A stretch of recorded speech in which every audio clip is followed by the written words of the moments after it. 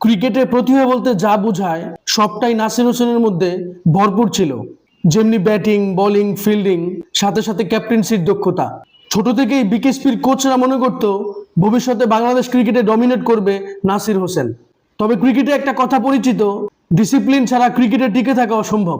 2008 সালে এই নাসির হোসেনের সাথেই অনূর্ধ্ব-19 বিশ্বকাপ খেলেছিলেন Virat Kohli, Ravindra Jadeja, Kane Williamson, Steven Smith, Mohammad Amir সহ আরো অনেক ক্রিকেটার, যারা পরবর্তী সময় নিজ দেশের হয়ে আন্তর্জাতিক ক্রিকেটে ডমিনেট করেছে।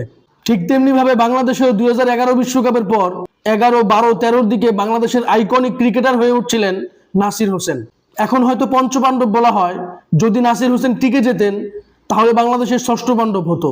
আর নাসির হোসেন ক্রিকেটের বাইরে সবসময় আলোচনায় ছিলেন। তবে 2015 বিশ্বকাপের পর তিনি ক্রিকেটের বাইরে এমনভাবে যুক্ত হলেন, আস্তে আস্তে তিনি আন্তর্জাতিক ক্রিকেট থেকে অনেক পিছিয়ে পড়লেন এবং একটা পর্যায়ে তিনি বাংলাদেশ ক্রিকেটে অতীত হয়ে গেলেন। সাম্প্রতিক সময় তিনি যেভাবে আলোচনায় আসছেন, এটা একজন ক্রিকেট প্রেমী হিসাবে অত্যন্ত দুঃখজনক।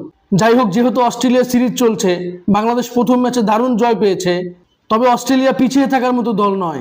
তারা সর্বোচ্চ চেষ্টা করবে দ্বিতীয় ম্যাচে কামব্যাক করতে এবং আমরাও আশা করছি বাংলাদেশ নিজেদের জায়গা থেকে অটল অবিচল থেকে সিরিজ নিজেদের নামে করে নেবে।